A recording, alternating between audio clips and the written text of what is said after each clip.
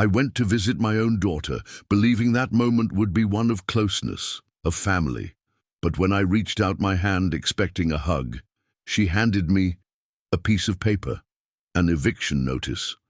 The silence that filled the room was heavier than any word could ever be. In that instant, something inside me shattered, but along with the pain, a strength I thought I had long lost was reborn.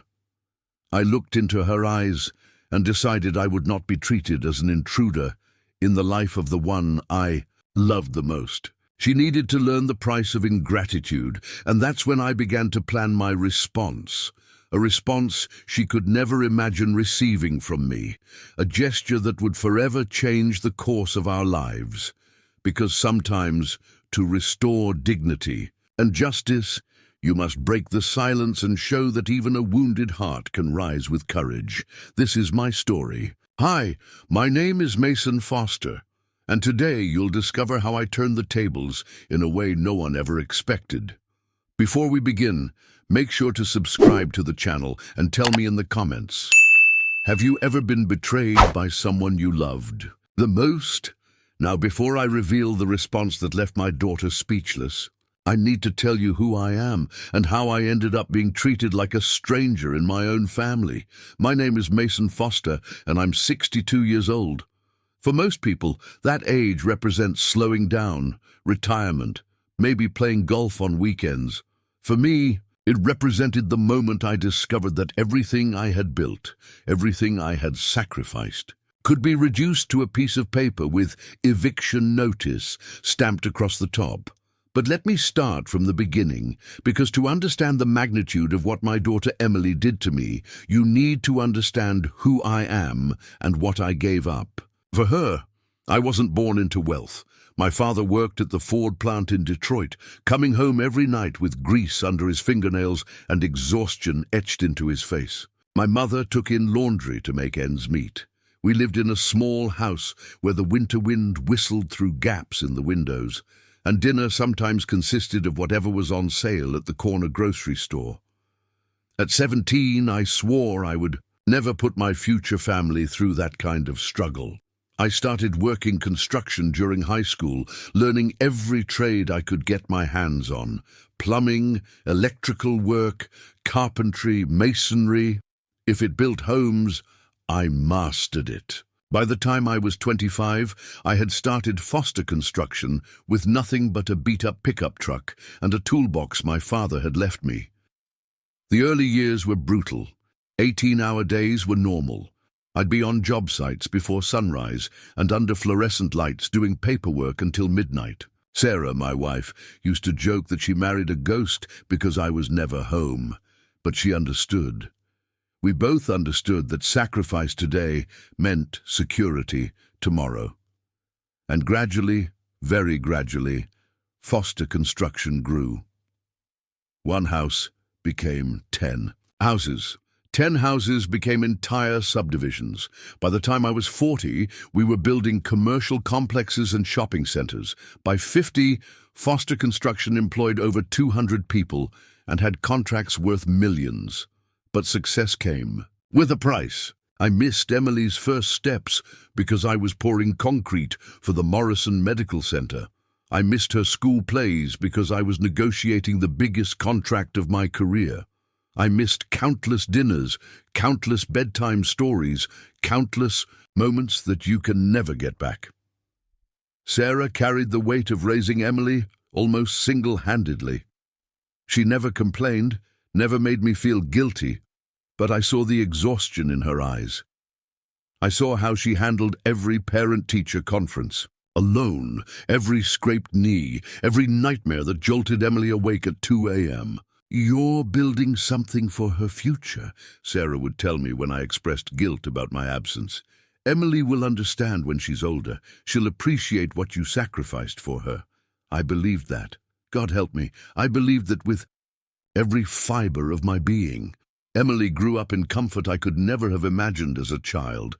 Private schools, piano lessons, summer camps that cost more than my father made in a year. When she wanted to go to Northwestern University, I wrote the check without hesitation. $60,000 a year?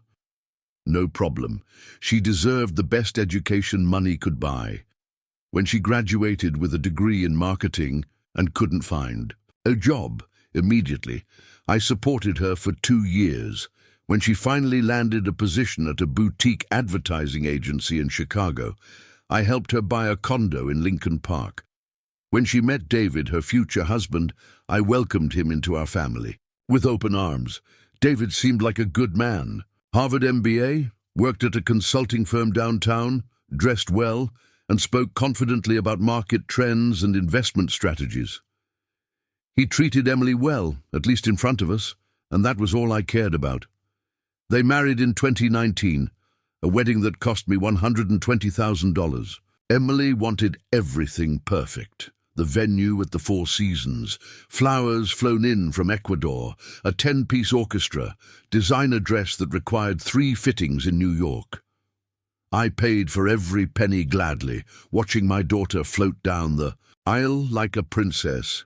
"Dad, you've given me everything," she whispered when we shared our father-daughter dance.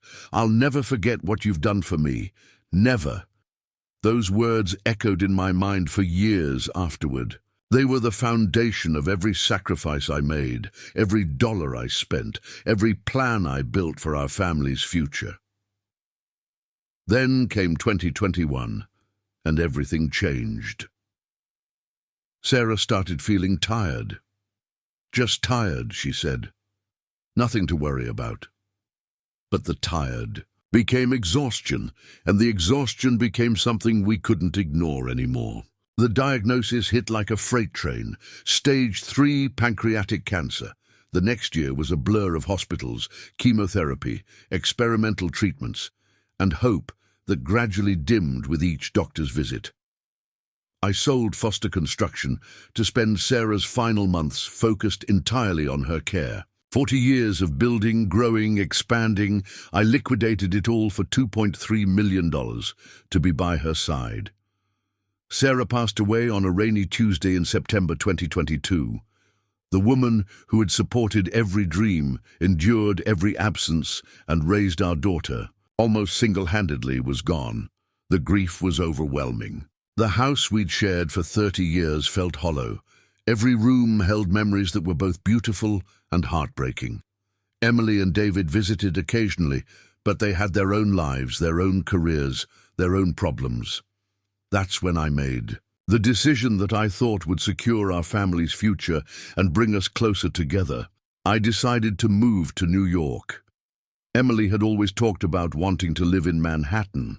"Someday, Dad," she'd say during visits, "I want to wake up to the city skyline. I want to be in the heart of everything." So I made it happen. I found a stunning loft in Soho, 2,500 square feet with exposed brick walls, floor-to-ceiling windows, and a view of the Manhattan Bridge that took your breath away. The price tag was $1.8 million, but I had the money from selling my company. I called Emily with the news on a cold Thursday morning in November. "Emily, sweetheart, I have a surprise for you." "What kind of surprise, Dad?" Her voice carried that slight distraction of someone checking emails while talking. "I bought you a loft in Manhattan, Soho district." The silence on the other end lasted so long I thought the call had dropped. "Dad, what do you mean you bought me a loft?" "I mean, I bought you a home in the city you've always dreamed of living in. 2,500 square feet, incredible views, everything you could want. Consider it an early inheritance." And then I heard something I'll never forget. Emily started crying. Not tears of sadness, but pure joy. "Dad, I can't believe this. I can't believe. You did this for me. David! David, come here. Dad bought us a loft in Manhattan." The gratitude in her voice, the excitement, the pure happiness, it filled the empty spaces Sarah's death had left in my heart. This was what I had worked for. This was why every sacrifice had been worth it. But here's the part Emily didn't know, the part that would become crucial later. I didn't just buy the loft for her. I bought it for us. The deed had both our names on it, Emily Foster and Mason Foster, joint ownership. My plan was simple. I would live in the second bedroom, help with expenses, and finally get to know my daughter as an adult. We would be family. Again, truly family, for the first time since Sarah's death. For 6 months, it worked beautifully. Emily and David moved in during December 2022, and I followed in January 2023. Those early months felt like redemption. We had dinners together, watched movies, talked about Sarah's memory and Emily's childhood. David seemed appreciative, often thanking me for my generosity. But slowly, things began to change. It started with small comments. "Dad, you know you don't need to join us for dinner every night," Emily would say. "You should get out, meet people your own age." Then came suggestions about activities. "There's a great senior centre in the village, Dad. You might enjoy their book club." The conversations about my daily routine increased. "Dad, you're retired now. You should be enjoying life, not sitting around the loft all day."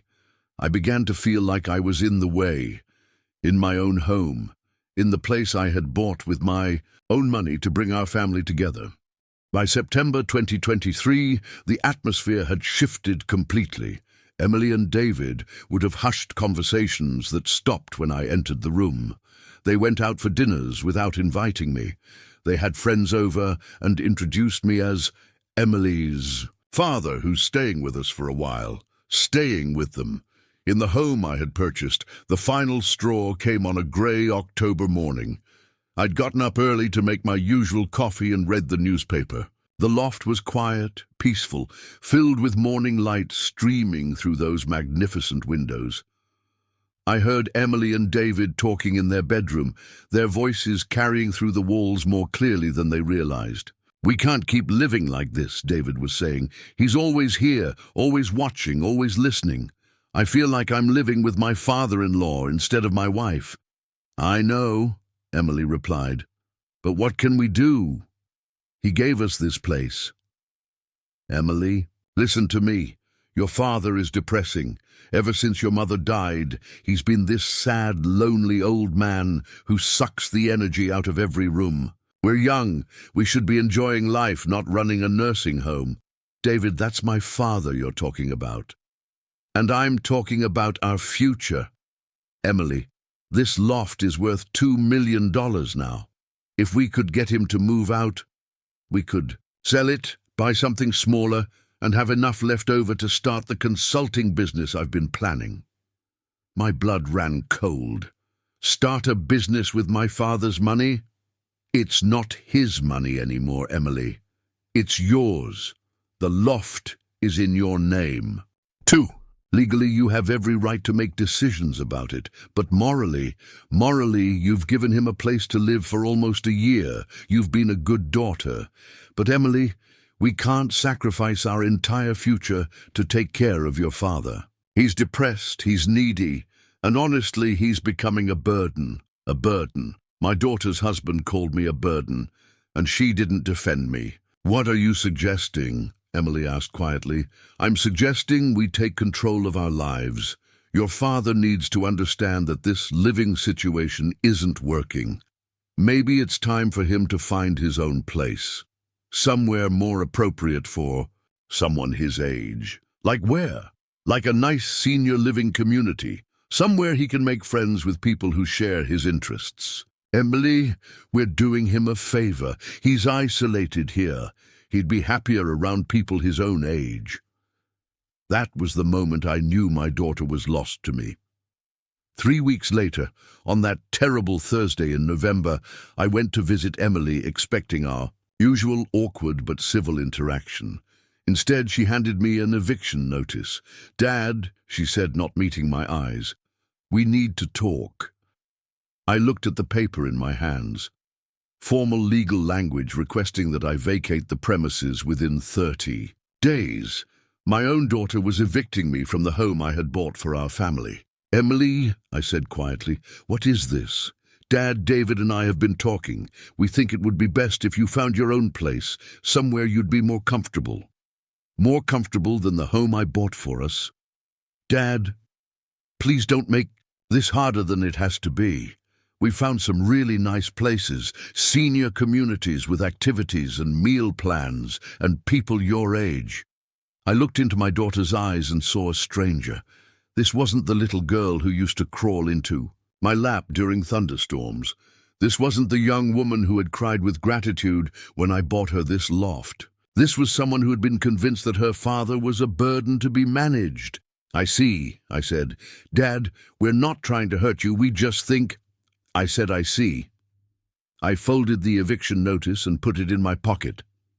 Then I looked at my daughter one more time, memorizing her face, because I realized this might be the last time I saw her as my child. "Emily," I said, "you have 30 days to reconsider this decision, 30 days to remember who you are and who raised you, 30 days to remember what family means."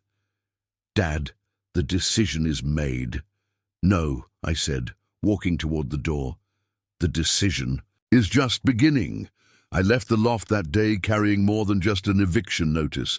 I carried the knowledge that everything I had believed about family, about sacrifice, about love, had been an illusion. But I also carried something else. Something that had been dormant since Sarah's death, but was now awakening with crystalline clarity. I carried the strategic mind that had built Foster Construction from nothing into a multi-million-dollar empire. The same analytical thinking that had navigated decades of contracts, negotiations, and business warfare was now focused on a different kind of problem. Emily and David thought they were dealing with a broken-down old man who would quietly disappear into some senior facility. They had no idea they had just declared war on someone who understood exactly how to fight and win. That night, I sat in my temporary hotel room in Midtown Manhattan, surrounded by documents I hadn't looked at in months. Bank statements, legal papers, insurance policies, investment portfolios, the paper trail of a lifetime spent building wealth that I thought would secure my family's future. But now I was looking at these documents with different eyes. Not as a father planning his daughter's inheritance, but as a businessman analyzing assets and leverage points. The first thing I did was call my attorney, Marcus Webb. Marcus had handled my affairs for 15 years, from business contracts to estate planning. He was also the only person who knew certain details about the loft purchase that Emily and David were completely unaware of. "Marcus, it's Mason. I need to see you first thing tomorrow morning." "Mason, good to hear from you. What's going on?" "My daughter just served me with an eviction notice from the loft I bought for her." The pause on the other end told me Marcus immediately understood the implications. "Mason, we need to talk. Can you be here at 8 a.m.? "I'll be there." Marcus Webb's office occupied the 32nd floor of a building overlooking Central Park. I'd been there dozens of times over the years, usually for routine business matters. This time felt different. This time I was there as a man preparing for battle. "Marcus," I said, settling into the leather chair across from his mahogany desk, "I need you to refresh my memory about the loft purchase, specifically the legal structures we put in place." Marcus pulled out a thick file folder, the complete documentation of the Soho loft transaction. "Mason, when you decided to purchase that property, you were concerned about gift tax implications and estate planning. Remember, you didn't want to simply give Emily a $1.8 million gift outright." I nodded, the details coming back to me. "So we structured it as joint ownership with rights of survivorship, but with a specific trust arrangement. You maintain 60%. Ownership interest. Emily has 40%. However, there's a reversion clause. Explain the reversion clause. If Emily takes any action to force your removal from the property, or if she attempts to sell without your consent, or if she violates the family residence covenant we built into the deed, full ownership reverts to you automatically." I felt a cold smile spreading across my face. "And Emily doesn't know about these provisions? The deed shows joint ownership. The trust documents with the reversion clauses were filed separately, unless she specifically hired an attorney to conduct A complete title search and review, all associated trust documents. She wouldn't know about the conditions. What about David? David's name appears nowhere on any of the paperwork. He has no legal standing whatsoever regarding the property. I leaned back in my chair, pieces of a strategy beginning to form in my mind. Marcus, if I wanted to exercise the reversion clause based on Emily's eviction notice, how quickly could that happen? Given that you have documented proof of her attempt to force your removal, I could file the paperwork today. Complete ownership would revert to you within 72 hours. And then you would own the loft outright. Emily would have no legal claim to the property whatsoever. I sat in silence for several minutes, weighing my options.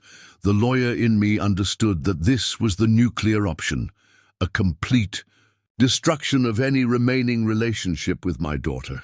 But the father in me was wounded beyond repair. Marcus, I want you to prepare the reversion paperwork, but don't file it yet. I need to understand the full scope of what Emily and David are planning.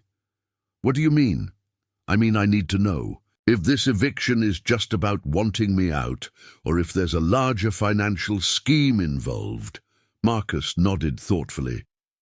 Mason, do you want me to recommend a private investigator? Someone who could look into their financial situation, their plans for the property? Yes, someone discreet, someone thorough. I know just the person.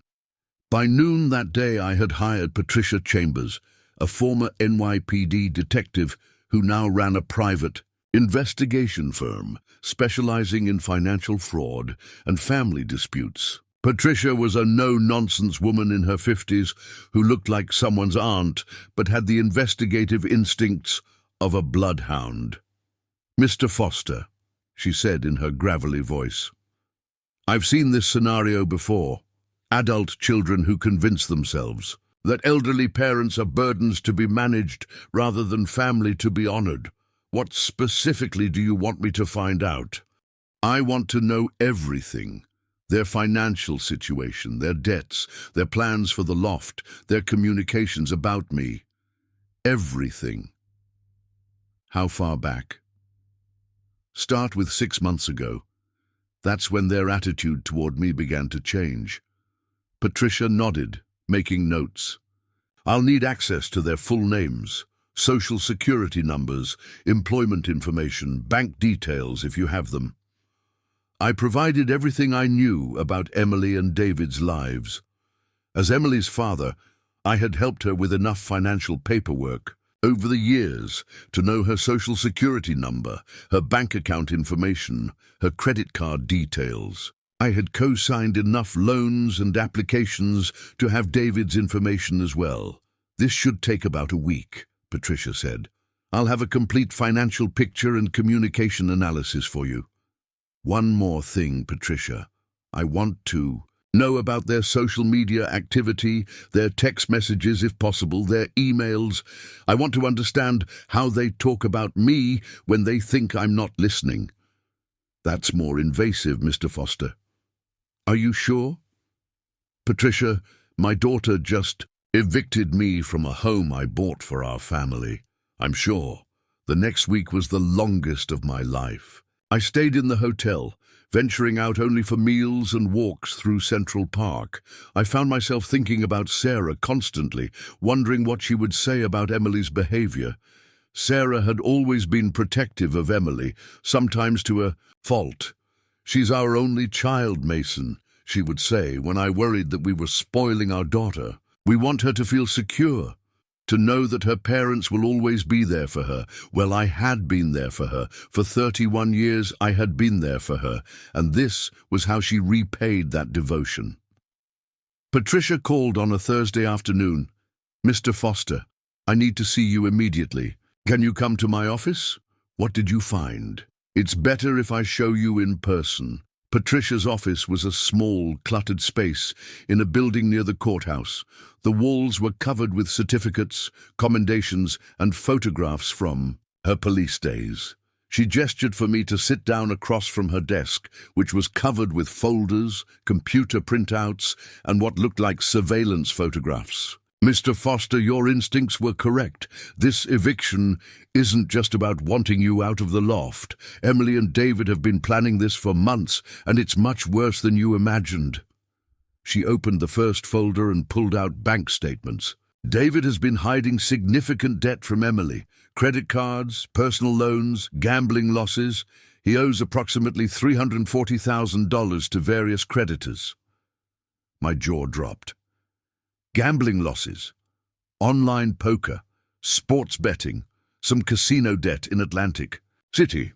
Emily apparently has no idea about the extent of his financial problems. Patricia opened a second folder containing printed email conversations. David has been in contact with real estate agents about selling the loft since August. He's gotten estimates suggesting they could get $2.1 million in the current market. So David wants to force me out, sell the loft, and use the money to pay his debts. It gets worse. Patricia pulled out printed text message conversations. Emily is not the innocent victim in this situation. Look at these texts between her and her friend Jennifer from last month. I read the messages with growing horror. Emily, I love Dad, but having him live with us is killing my marriage. David says we're never going to have a normal life with Dad always around.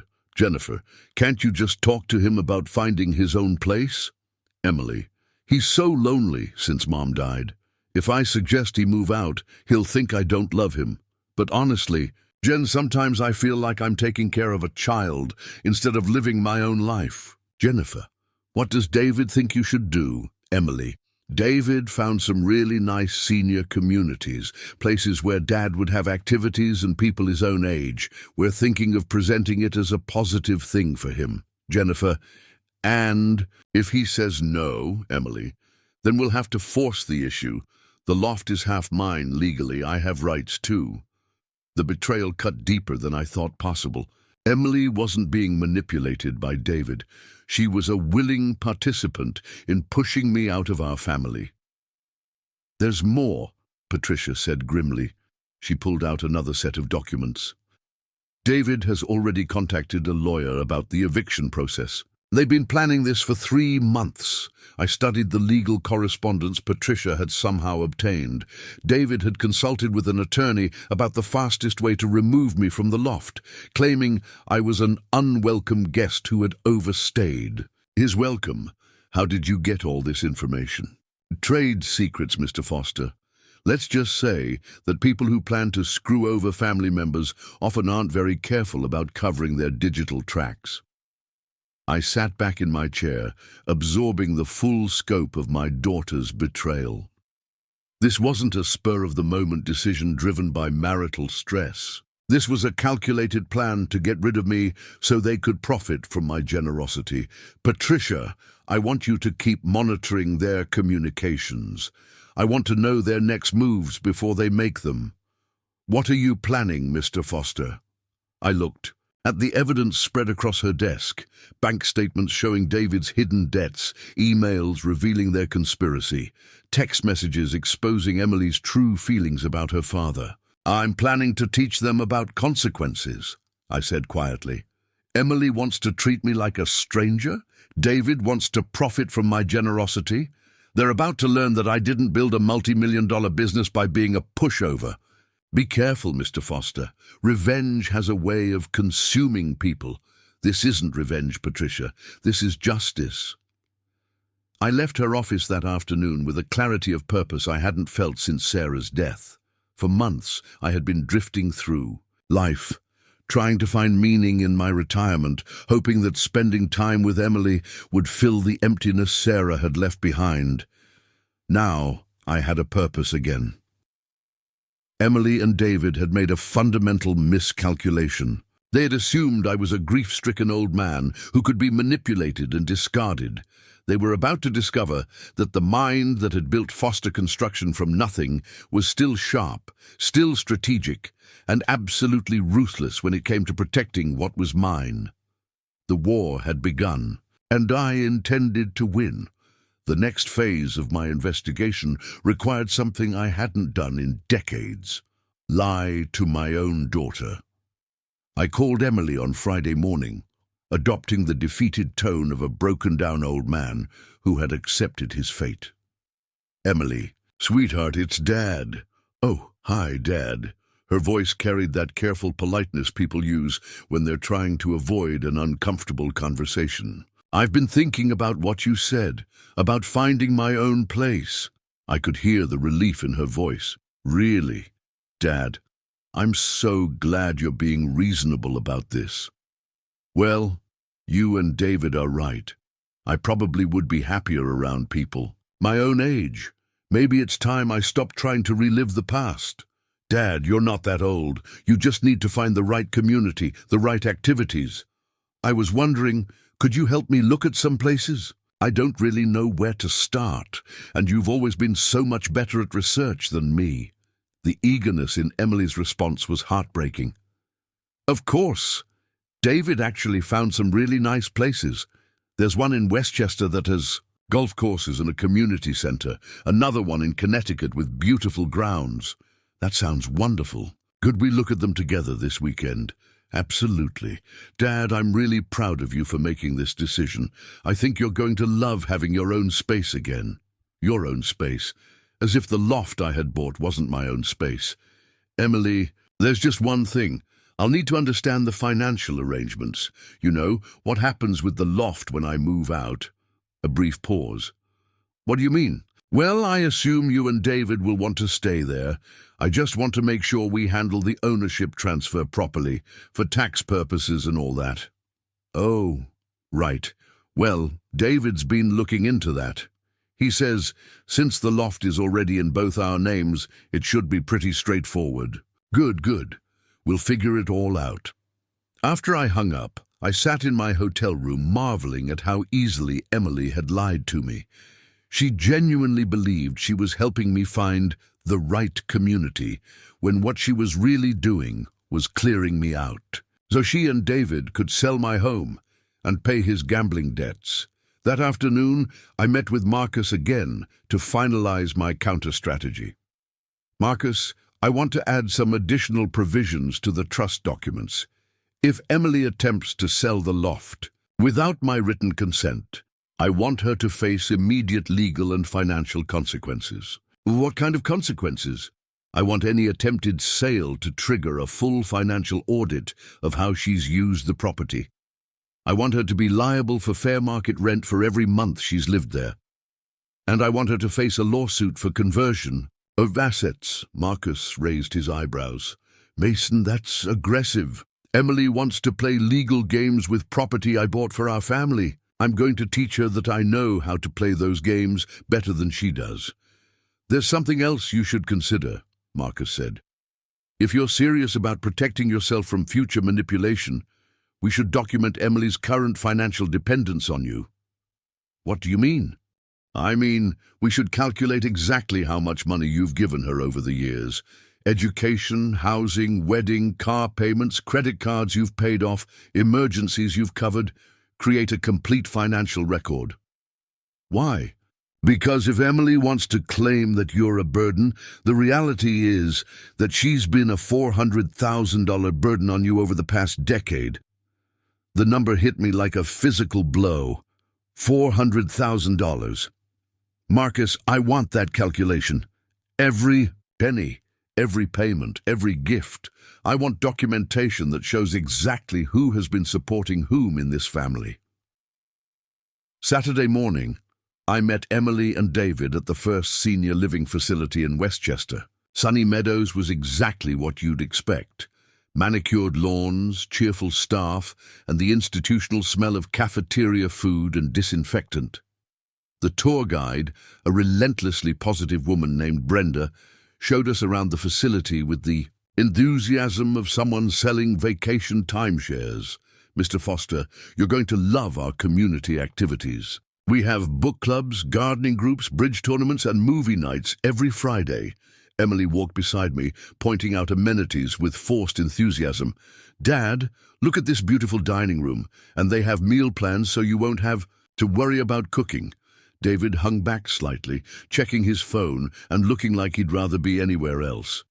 "The monthly fee is $4,500, Brenda explained, "which includes your apartment, meals, activities, and basic medical assistance. I made interested noises and asked appropriate questions, but inside I was calculating.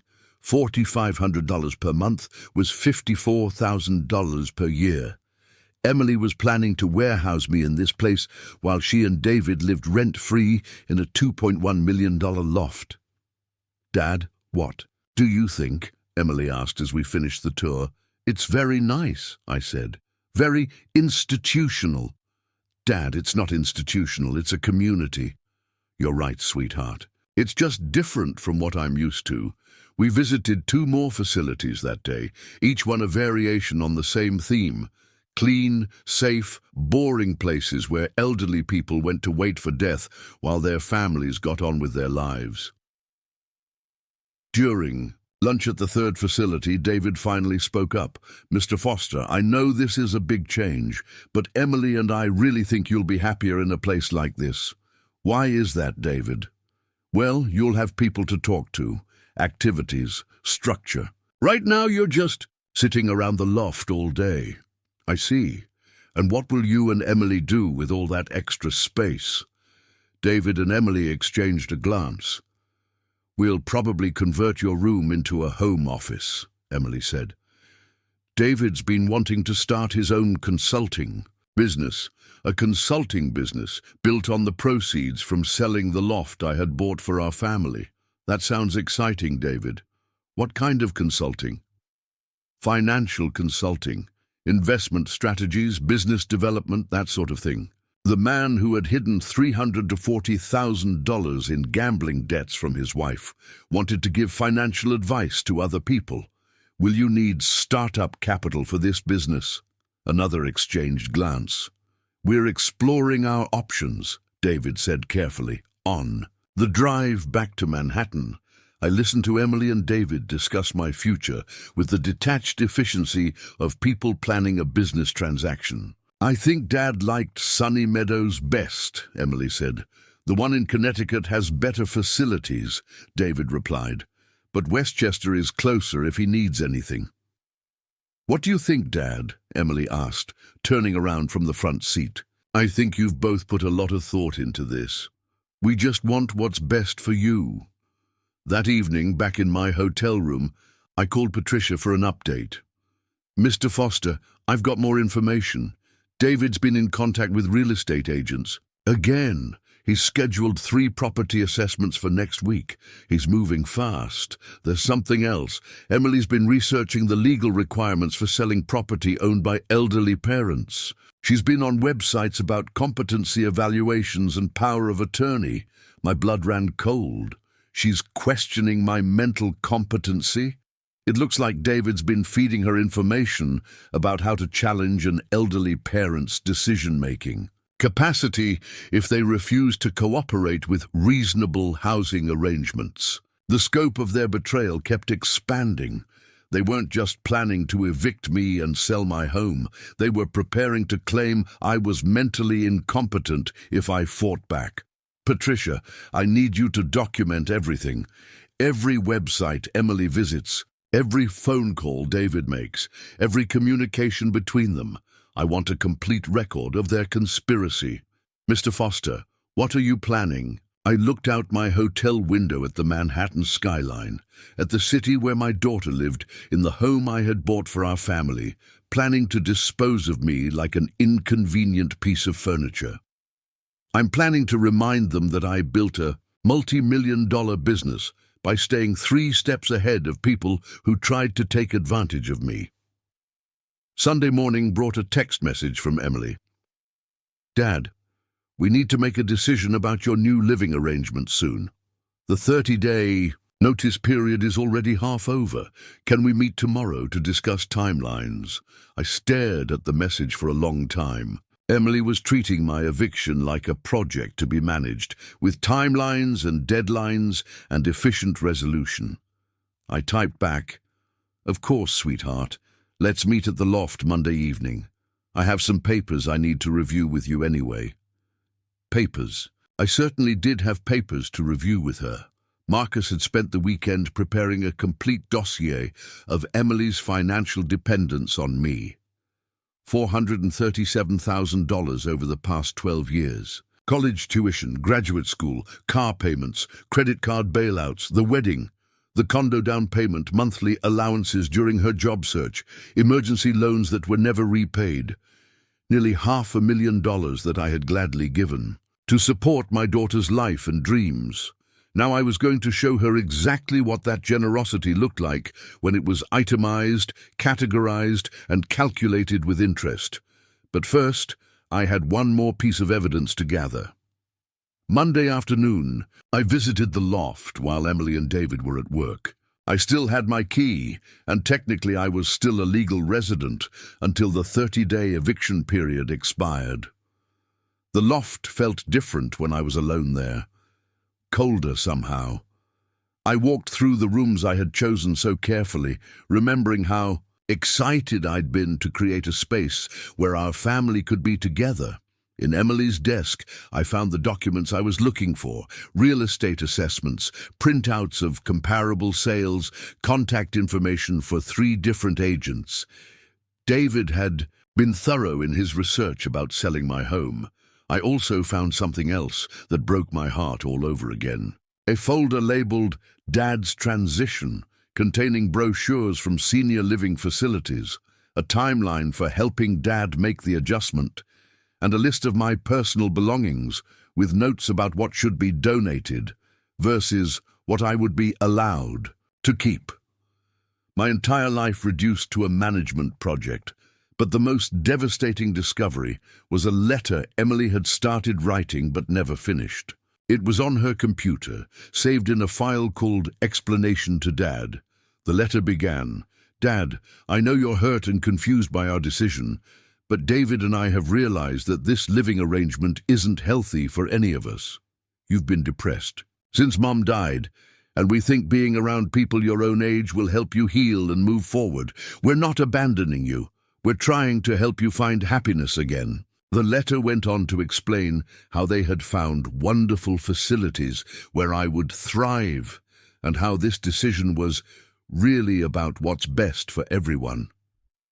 There was no mention of David's debt, no mention of their plan to sell the loft, no mention of the real reasons they wanted me gone, just carefully crafted lies designed to make my exile seem like an act of love.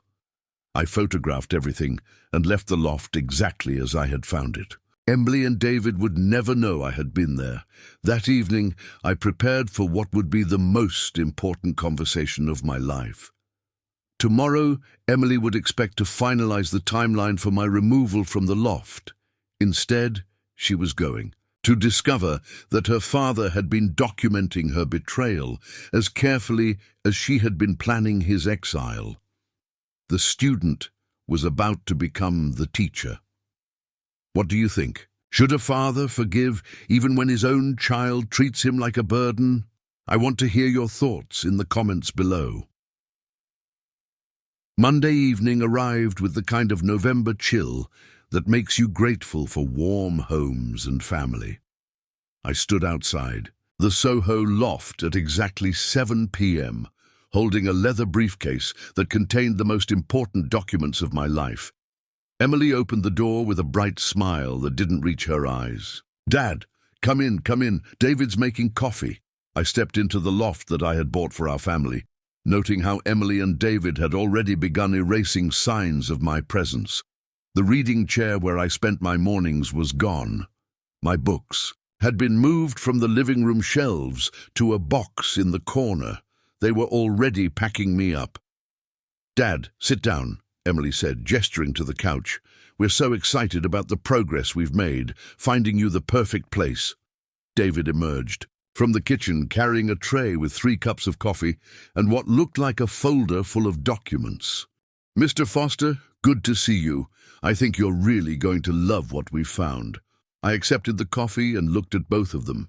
Emily, my only child, the little girl I had carried on my shoulders and taught to ride a bike. David, the man I had welcomed into our family and trusted with my daughter's happiness, both of them looking at me like a problem to be solved. "Before we discuss my living arrangements," I said quietly, "I have some questions." Emily and David exchanged that. Look again. The careful glance of conspirators, making sure they were still on the same page. What kind of questions, Dad? I opened my briefcase and pulled out the first folder Marcus had prepared. Questions about honesty, about family, about what it means to be grateful for the sacrifices other people make for you. I placed the folder on the coffee table between us. The tab read, Emily Foster Financial History. Dad, what is this?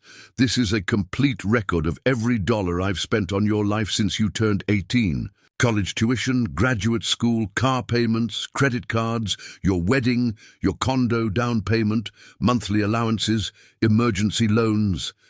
Every penny itemized and calculated with interest. Emily's face went pale.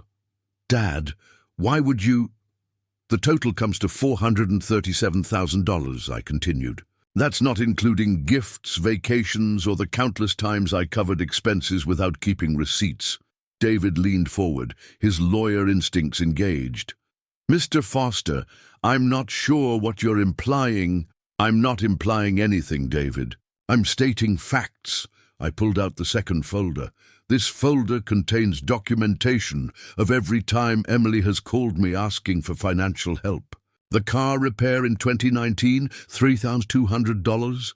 The credit card debt you accumulated during your job search, $8,500. The emergency loan last Christmas when you wanted to buy David an expensive watch, $2,800. Emily was staring at the documents like they contained classified secrets. Dad, those were loans. I always intended to pay you back. Really? When? Show me one payment, one check, one transfer where you repaid even $1 of the $437,000 I've given you. The silence stretched between us like a chasm. But that's different, Emily said finally. You're my father. Parents help their children. You're absolutely right, I said. Parents do help their children. Parents sacrifice for their children. Parents work 16-hour days for decades to give their children opportunities they never had. I pulled out the third folder. This folder contains something else. Every communication you and David have had about me over the past 3 months. David's coffee cup rattled against its saucer. What communications? Your emails with real estate agents, David. Your text messages about selling the loft, Emily. Your research into senior living facilities that started months before you ever mentioned this transition to me. Emily's face crumpled. Dad, how did I find out that my own daughter was planning to warehouse me in a nursing home so she could sell the home I bought for our family? Is that your question? Dad, it's not like that. It's exactly like that. I opened the folder and pulled out printed emails. David, would you like me to read your correspondence with Henderson Real Estate? The one where you estimated getting $2.1 million for the loft. David's face had gone white. Or Emily, should I read your text messages with Jennifer about how I'm killing your marriage and how you feel like you're taking care of a child? Emily started crying. Dad, I never meant for you to see those, never meant for me to see them. Emily, you never meant for me to know the truth about how you really feel about your father. I stood up and walked to the floor-to-ceiling windows that overlooked the Manhattan Bridge, the same windows I had fallen in love with when I bought this place for our family. Do you want to know what hurts the most? It's not that you want me to leave. It's not even that you've been planning this behind my back for months. It's that you convinced yourselves you were doing this for my own good. I turned back to face them. You created this elaborate fiction where putting me in a senior facility was an act of love, where selling my home was about helping me transition, where treating me like a burden was actually what was best for me. Emily wiped her eyes. Dad, we do want what's best for you. Stop lying to me, Emily. Please, we're past the point where lies help anyone. I pulled out another document from my briefcase. David, let's talk about your gambling debts. David's face went from white to gray. Emily, did you know that your husband owes $340,000 to various creditors? Credit cards, personal loans, online poker sites, casinos in Atlantic City. Emily's head snapped toward David. What? Did you know that David has been planning to use the money from selling my loft to pay off these debts? David, is this true? David's mouth opened and closed like a fish out of water. Emily, I can explain. Is it true? Some of it, but how much, David? How much do you owe? David looked at me with pure hatred. This is between my wife and me. No, I said quietly. This became my business when you decided to steal my home to pay your gambling debts. Emily was staring at David like she'd never seen him before. $340,000, David. How is that even possible? Emily, it started small. A few bad bets, some credit card purchases when money was tight. It spiraled out of control. And you thought the solution was to force my father out of his home so you could sell it. It's not his home, Emily. It's ours. Legally, we have every right. David! My voice cut through his explanation like a blade. Do you want to discuss legal rights? I pulled out the final folder from my briefcase. This folder contains the complete trust documentation for the loft purchase, the parts that Emily never saw. Emily looked confused. What do you mean? I mean that when I bought this loft, I didn't just put both our names on the deed. I created a trust structure with specific protections. I opened the folder and spread the legal documents across the coffee table. The loft is held in a family trust with reversion clauses. If you attempt to force my removal, if you try to sell without my written consent, or if you violate the family residence covenant, full ownership reverts to me automatically. David grabbed the documents, scanning them with growing horror. This can't be legal. It's completely legal. And given that you served me with an eviction notice 8 days ago, the reversion clause has already been triggered. Emily looked from the documents to me, to David, trying to process what she was hearing. Dad, what does this mean? It means that as of this morning, when my attorney filed the appropriate paperwork, I own this loft outright. You have no legal claim to the property whatsoever. The silence that followed was deafening, but that means, Emily's voice trailed off, it means that you just evicted me from my own home. It means that David has been planning to sell property he has no legal right to. And it means that everything you've done over the past 3 months constitutes attempted fraud. David jumped to his feet. You manipulative old bastard. You set us up. I protected myself from exactly what you tried to do to me. The only reason this situation exists is because you decided to steal from me. Emily was crying harder now. Dad, I'm so sorry. I didn't know about David's debts. I thought we were helping you. Emily, stop, please. Stop lying to yourself and to me. I gathered the documents and put them back in my briefcase. You didn't want to help me. You wanted to get rid of me. You found my grief inconvenient, my presence burdensome, my need for family connection embarrassing. I walked toward the door, then turned back to face my daughter one more time. You have 48 hours to remove your belongings from this loft. Both of you. Emily's face crumpled completely. Dad, please, we can work this out. We can fix this. Emily, for 31 years I gave you everything I had. My time, my money, my love, my dreams for the future. You repaid that by trying to warehouse me in a nursing home so you could profit from my generosity. I opened the door to leave. There's nothing left to work out. As I walked away from the loft, I could hear Emily sobbing behind me. Part of my heart broke at the sound, but another part, the part that had been trampled on and dismissed and treated like a burden, felt something I hadn't experienced in months. Relief. The war wasn't over, but the first battle had been won, and Emily was finally beginning to understand the cost of her betrayal.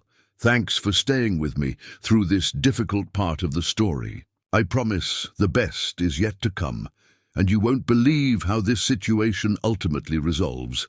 The next 48 hours unfolded like a masterclass in consequences.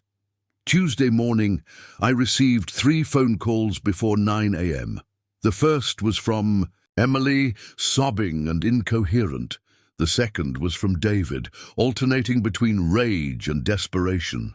The third was from a lawyer David had apparently hired overnight, demanding to negotiate the illegal seizure of the loft. I didn't answer any of them. Instead, I spent the morning in Marcus's office, putting the finishing touches on what would become the most comprehensive legal and financial reckoning my daughter could never have imagined.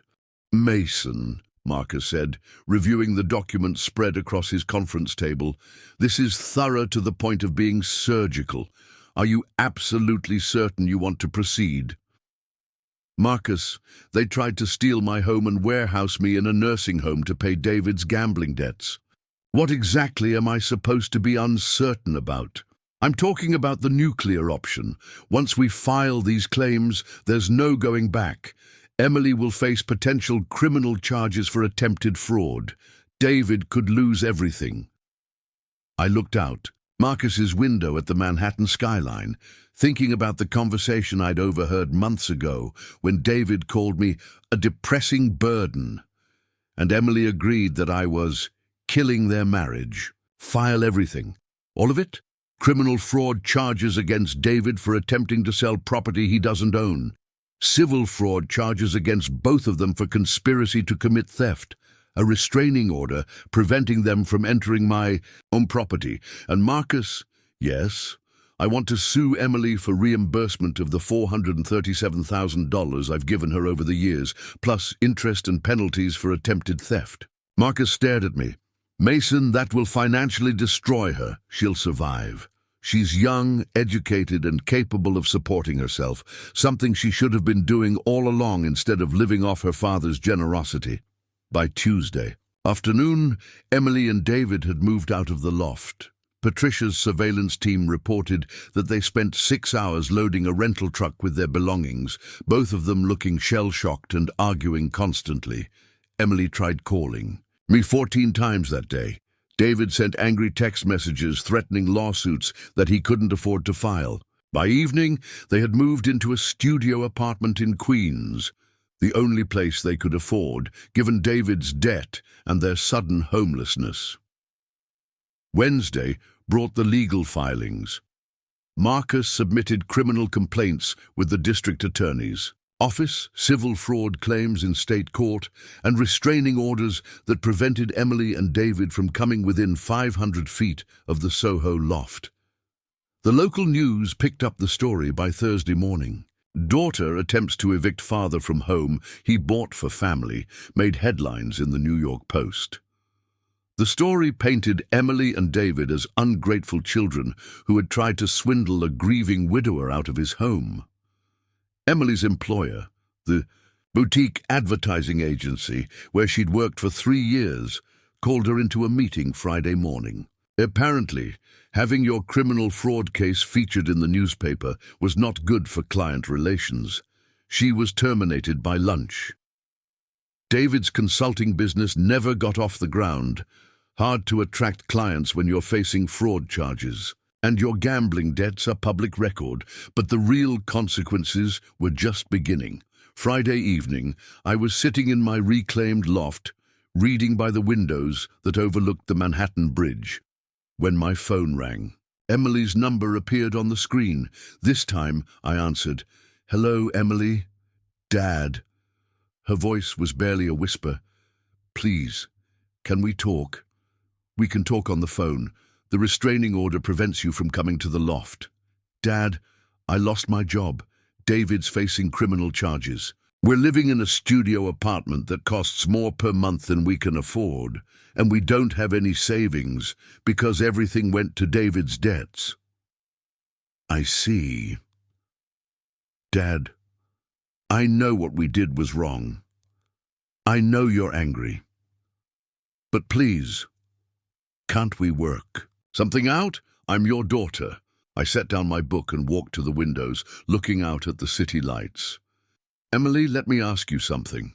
If the situation were reversed, If you had spent 30 years building wealth to provide for your family, and I had tried to steal your home to pay gambling debts, what would you do? Silence. Would you say, well, he's my father, so I guess. Attempted theft is okay. Dad, we weren't trying to steal. Emily, stop. We've moved past the point where lies help anyone, remember? Okay, yes, we were going to sell the loft to pay David's debts. But Dad, I didn't know how bad his situation was when this started. When what started, Emily? When you decided I was a burden, when you started researching nursing homes, when you concluded that my grief was inconvenient for your marriage. Another long silence. I was selfish, she said finally. I was selfish and ungrateful, and I hurt the person who loved me most in this world. For the first time since this nightmare began, Emily sounded like she might actually understand what she had done. Yes, I said quietly, you were. Dad, is there any way to fix this? Any way to earn your forgiveness? I stood at those windows for a long time, thinking about the question Emily should have asked herself before she handed me that eviction notice. Emily, forgiveness isn't something you earn by facing consequences. Forgiveness is something you earn by understanding why those consequences were necessary. I think I'm starting to understand. Are you? Do you understand that for 31 years I gave you everything I had? Do you understand that when your mother died, you were the only family I had left? Do you understand that this loft was supposed to be a place where we could be together, not a real estate investment for you to liquidate? Emily was crying now. Yes, I understand all of that. Do you understand that when you handed me that eviction notice, you weren't just asking me to leave a building? You were telling me that I had no place in your life, no value, except as a source of money? Yes. Do you understand that if I hadn't protected myself with the trust arrangement, you and David would have stolen my home, warehoused me in a nursing facility, and used my money to pay his gambling debts? Yes, Dad. I understand. I closed my eyes, thinking about Sarah, wondering what she would want me to do. Emily, the criminal charges against you and David will proceed. The civil lawsuit for repayment of the money I've given you will proceed. The restraining order will remain in place. Dad, but Emily, if you can demonstrate through actions, not words, that you understand what family actually means, if you can show me that you're capable of taking responsibility for your choices and building a life based on your own work rather than other people's generosity, then maybe we can rebuild something. What kind of actions? That's for you to figure out. I'm not going to give you a roadmap for earning redemption. You're 31 years old. You can start by figuring out how to support yourself without anyone else's help. How long do I have? The rest of your life, Emily. Redemption isn't a deadline. It's a way of living. After I hung up, I sat in the loft that was finally completely mine. The silence felt different now. Not lonely, but peaceful. For the first time since Sarah's death, I had protected myself from people who would take advantage of my grief and generosity. For the first time in months, I didn't feel like a burden or an inconvenience. I felt like a man who had remembered his own worth. The phone rang again. This time, it was David. Mr. Foster, we need to talk. No, David, we don't. You don't understand. The position you've put us in. Emily's career is ruined. We're facing financial bankruptcy, all because you couldn't handle the fact that we wanted our privacy. The audacity was breathtaking. David, you stole from me. You lied to me. You convinced my daughter to treat me like garbage so you could pay your gambling debts with money I earned. I never stole anything. The loft was in Emily's name too. David, let me explain something to you. I've been in business for 40 years. I've dealt with thieves, con men, and people who thought they could take advantage of me. You're not the first person who's tried to steal from me, and you won't be the last. This isn't over. Yes, David, it is. You made the mistake of thinking I was a weak old man who could be manipulated and discarded. You were wrong. I hung up and blocked his number. That night, I made myself dinner in the kitchen of the loft I had bought for our family. I ate at the table where Emily and I used to share breakfast, looking out at the city lights that twinkled like distant stars. For the first time in months, I wasn't wondering if I was welcome in my own home. I knew I was. If you haven't subscribed yet, this is the perfect moment. You won't believe how this story continues to unfold. 3 months passed before I heard from Emily again. 3 months during which the legal system ground through its methodical process of determining consequences for people who steal from their families. The criminal charges against David proceeded exactly as Marcus had predicted: attempted fraud, conspiracy to commit theft, and criminal misrepresentation of property rights. David's lawyer tried to argue that it was all a family misunderstanding, but the documented evidence of his planning to sell property he didn't own was overwhelming. Emily's charges were reduced to misdemeanor fraud after she agreed to cooperate with the prosecution's case against David. She pled guilty and received 2 years of probation, community service, and an order to pay restitution. David wasn't so fortunate. He pled guilty to felony charges and received 18 months in minimum security prison, followed by 5 years of probation and an order to pay full restitution for his gambling debts. The civil lawsuit I filed against Emily for repayment of the $437,000 moved through the courts like a slow-motion avalanche. Emily's lawyer tried every legal maneuver possible to reduce the amount, arguing that gifts between family members shouldn't be subject to repayment claims. Marcus countered by demonstrating that Emily's attempt to steal my home transformed every gift I'd ever given her into fraudulent enrichment. The court agreed.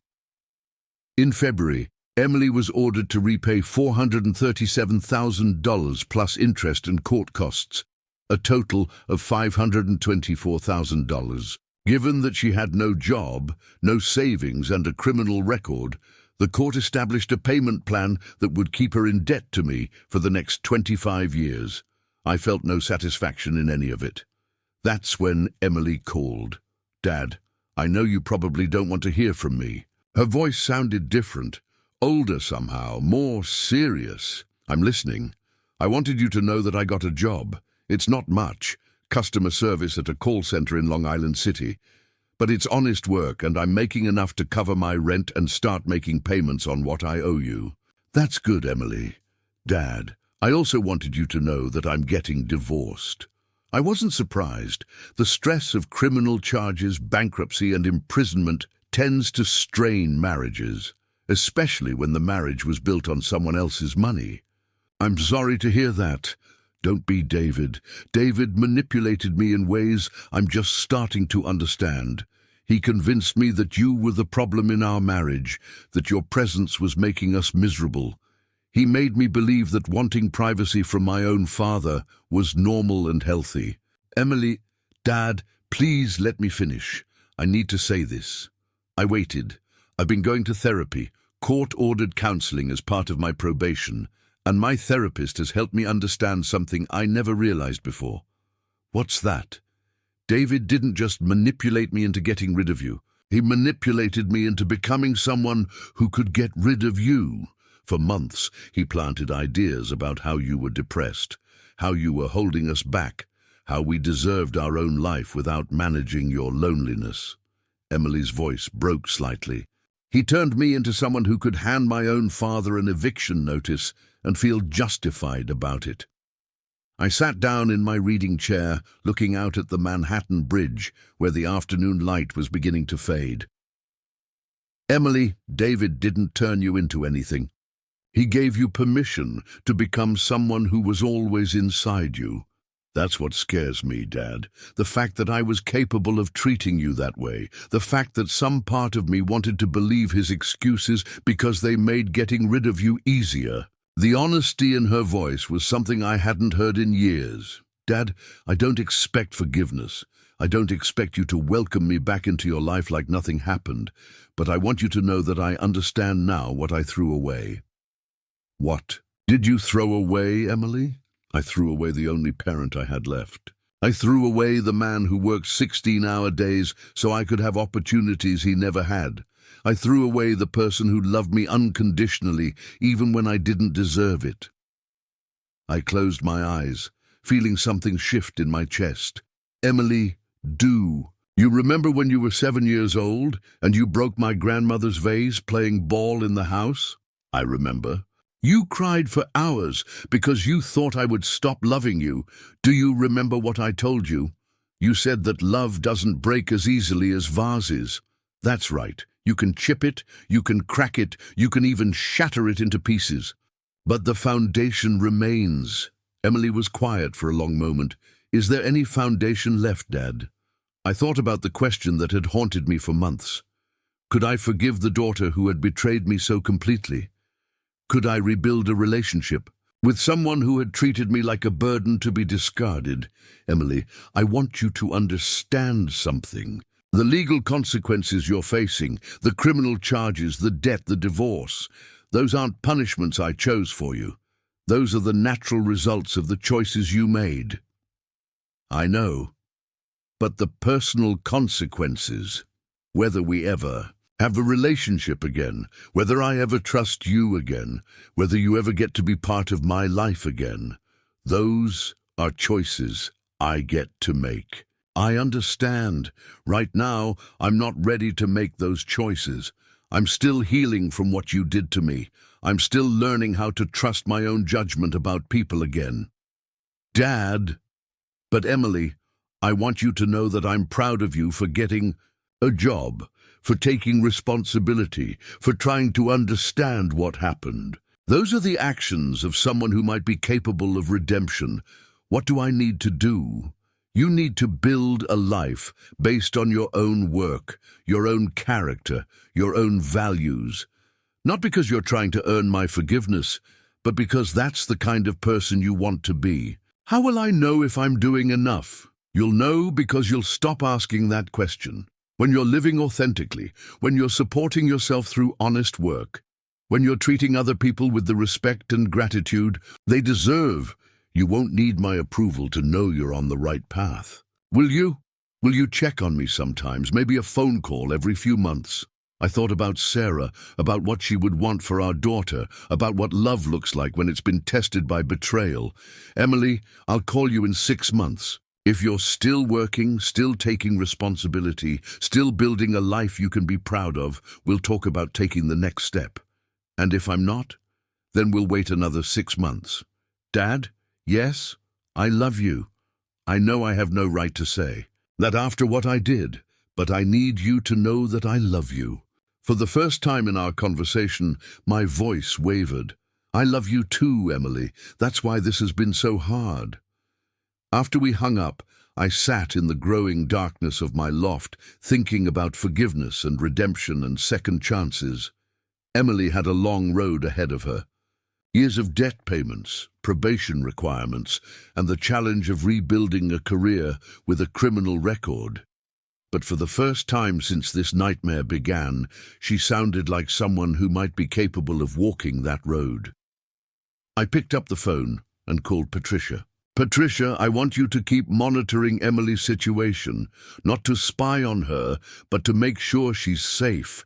She's living alone now, working in a rough neighborhood, dealing with a lot of stress. You want me to watch out for your daughter? The same daughter who tried to steal your home? She's still my daughter, Patricia. And despite everything that's happened, I still love her. You're a better man than most, Mr. Foster. No. I'm just a father who remembers what unconditional love actually means. That night, I made a decision that would have surprised Emily if she had known about it. I called Marcus and instructed him to set up a trust fund. If Emily continued working, continued taking responsibility, continued building a life based on her own efforts rather than other people's generosity, the fund would pay off her debt to me after 10 years instead of 25. I didn't tell Emily about the trust fund. Redemption had to be earned through authentic change, not the promise of rewards. But I wanted her to know that second chances were possible for people willing to do the work of becoming worthy of them. Spring came to Manhattan with the kind of gentle warmth that makes you believe in new beginnings. I started taking daily walks through Soho, exploring neighborhoods I'd never seen during my working years. I joined a book club at the local library, made friends with other retirees who understood what it meant to rebuild your life after loss. I volunteered at a literacy program for adult learners, teaching construction workers and immigrants the reading skills they needed to advance their careers. For the first time since Sarah's death, I had a routine that brought me joy rather than just filling time. The loft felt like home again, not just a place where I was tolerated. 6 months after Emily's call, I dialed her number on a sunny Saturday morning in April. "Dad?" She sounded shocked to hear from me. "Hello, Emily. How are you?" I'm good. Really good, actually. Tell me about your life." For the next hour, Emily told me about her job at the call center, where she'd been promoted to team leader. She told me about the night classes she was taking to finish her interrupted education. She told me about the small apartment in Queens that she was slowly turning into a real home through her own efforts. "Dad, I'm not going to lie, it's hard, really hard. The work is exhausting, the money is tight, and sometimes I feel like I'm drowning in debt and responsibilities. But I wake up every morning knowing that everything I have, I earned. My apartment might be tiny, but I pay the rent myself. My job might be stressful, but I got promoted because of my own work, not because of connections or family money." How does that feel? It feels like growing up finally. At 32 years old, I smiled, looking out at the Manhattan Bridge, where the afternoon sun was painting the water gold. "Emily, there's something I want you to know." "What's that?" "I'm proud of you." The silence on the other end stretched long enough that I wondered if the call had dropped. "Dad?" "Yes?" Could we maybe have coffee sometime? Just coffee. I know I'm not ready for anything more, and I don't know if you are either, but maybe we could start with coffee." I thought about Sarah, about the values she had tried to instill in Emily, about the foundation of love that survives even when everything else gets broken. "Emily, I'd like that very much." "Really, really. But Emily." "Yes." "We're going Dutch. You pay for your own coffee." Emily laughed, and for just a moment, she sounded like the little girl who used to crawl into my lap during thunderstorms. "I wouldn't have it any other way, Dad." 2 weeks later, we met at a small cafe in Greenwich Village. Emily looked older, thinner, more serious than the woman who had handed me an eviction notice 6 months earlier. But she also looked real, like someone who had earned the right to sit across from me.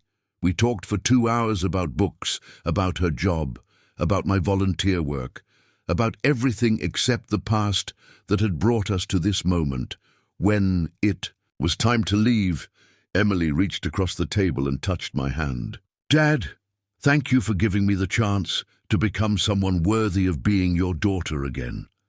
"Emily, you were always worthy.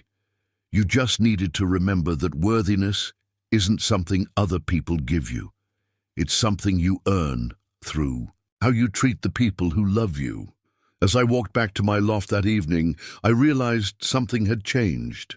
The anger that had sustained me through months of legal battles and emotional recovery was gone. In its place was something quieter but stronger. Hope. Hope that Emily would continue building a life she could be proud of. Hope that we might eventually rebuild a relationship based on mutual respect rather than financial dependence. Hope that the foundation of love Sarah and I had built with our daughter was stronger than the betrayal that had tested it. But mostly, hope that the best part of this story was yet to come. And you won't believe what I decided to do next, because even I didn't see it coming. 1.5 years after Emily handed me that eviction notice, I received a phone call that changed everything again. It was a Tuesday morning in October, and I was reading the newspaper in my favorite chair when my phone rang. The caller ID showed a number I didn't recognize. Mr. Foster, this is Dr. Jennifer Martinez from Queen's General Hospital. My blood went cold. Is this about Emily? Yes, sir. Your daughter was brought in last night after a car accident. She's stable, but she's been asking for you. The 30-minute subway ride to Queens felt like 30 hours. I sat on the train, wondering if this was divine justice. Emily reaching out to me from a hospital bed, the same way I had reached out to family when Sarah was dying.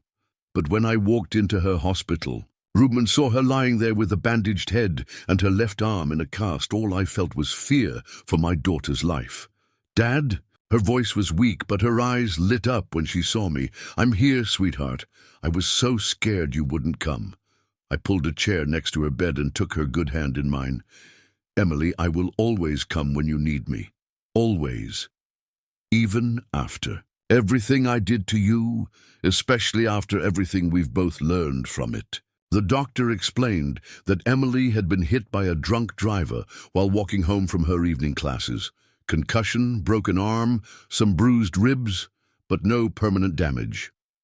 She'll need someone to help her for the next few weeks, Dr. Martinez said. The concussion symptoms can include dizziness and confusion. She shouldn't be alone. Emily squeezed my hand. Dad, I don't have anyone else. David's still in prison, and I haven't really made friends since everything happened. I understand if you can't. Emily, stop. Of course I'm going to take care of you.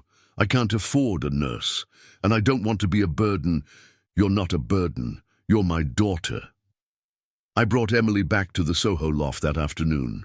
The same loft she had tried to take from me, the same home from which she had tried to evict me, but as I helped her up the stairs to the guest bedroom, nothing about the past mattered except making sure she was safe and comfortable.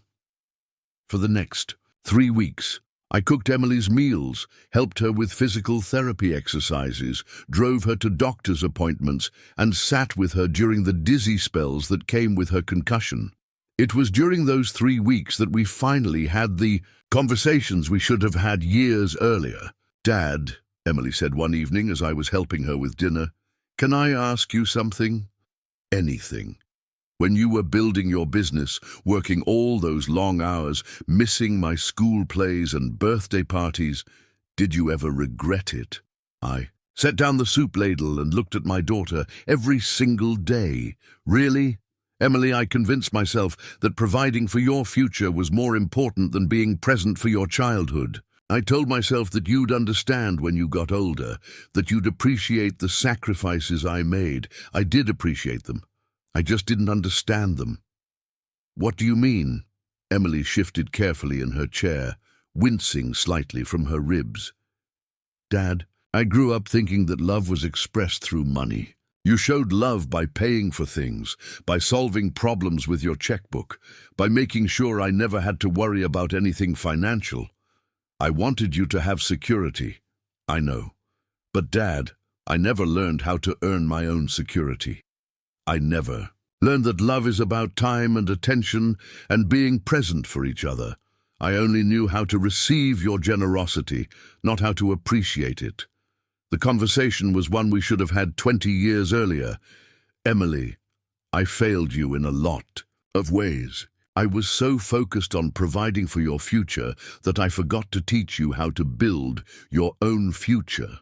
And I was so used to depending on your generosity that I never learned gratitude. When David convinced me you were a burden, it was easy to believe because I had never really understood what your sacrifices meant. Over the following days, Emily told me about her life since the divorce. The humiliation of losing her career, the challenge of learning to live within her means, the satisfaction of earning her first promotion based on her own merit. Dad, do you know what the strangest thing is about working at the call center? What's that?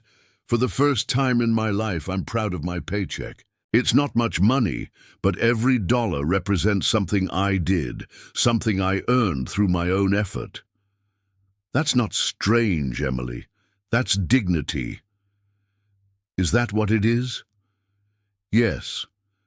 The dignity that comes from knowing you can take care of yourself.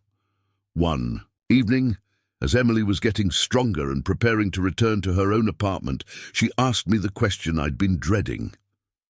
Dad, why did you really take care of me these past 3 weeks? After everything I did to you, after I tried to steal your home and put you in a nursing facility, why did you drop everything to help me? I thought about the question for a long time. Emily, do you remember when you were 5 years old and you got lost at the mall? Vaguely. You wandered away while your mother was trying on clothes. We spent 2 hours searching for you, calling security, imagining the worst. When we finally found you in the toy store, you were crying and scared. And sorry, I remember being scared. Do you remember what I did when I found you? You hugged me. I hugged you, and I told you that no matter what you did, no matter how far you wandered away, I would always come looking for you. Emily's eyes filled with tears. That's what parents do, Emily. We love our children even when they make terrible choices. We love them even when they hurt us. We love them even when they lose their way. But what I did was so much worse than getting lost in a mall. Yes, it was. But the principle remains the same.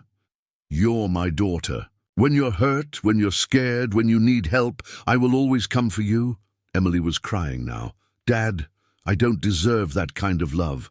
Love isn't about deserving it, Emily. Love is about choosing it every day, even when it's hard. The next morning, Emily packed her belongings to return to her apartment in Queens. She moved carefully, still healing from her injuries, but determined to continue building her independent life. Dad, I need to ask you one more favor. What's that? When I'm completely healed, when I'm back to work, when I'm managing my life on my own again, would you consider having dinner with me once a month? I'd like that very much. And Dad? Yes? I want to start making real payments on what I owe you, not the minimum amount the court ordered, but actual payments that will make a difference. Emily, please. I need to do this. I need to know that I'm not just talking about taking responsibility. I need to be taking responsibility. I looked at my daughter, seeing someone I hadn't recognized in years, someone who understood the difference between words and actions, between promises and commitment. Okay. Really? Really? As I helped Emily into the taxi that would take her back to Queens, she hugged me with her good arm.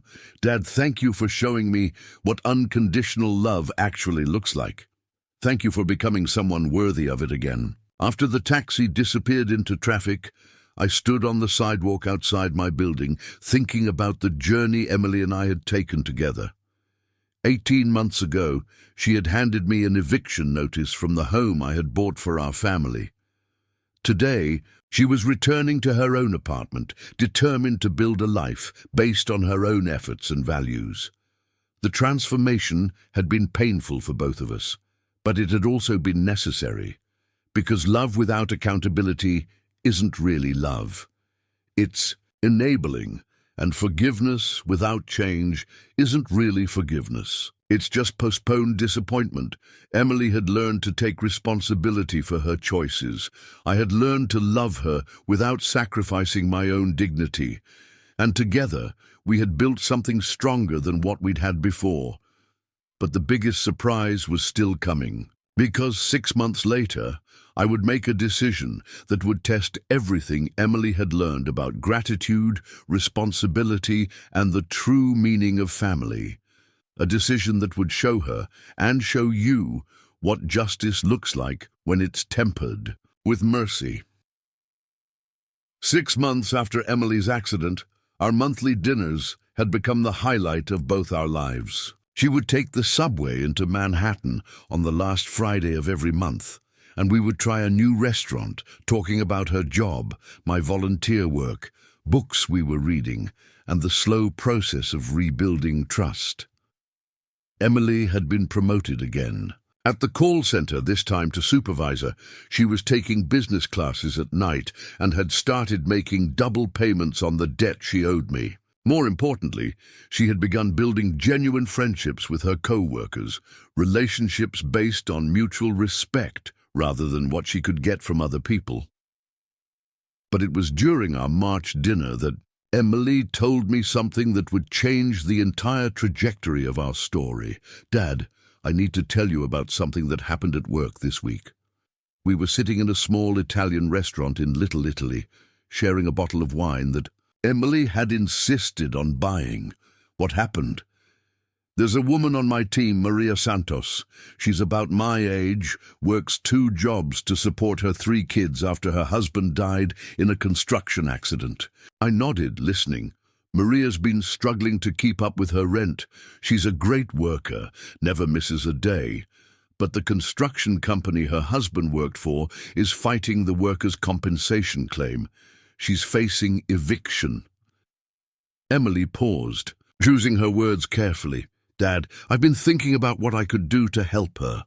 I have some savings now from working overtime, and I was wondering, would it be appropriate for me to help with her rent for a few months?" I set down my wine glass, studying my daughter's face. "Emily, why are you asking my permission?"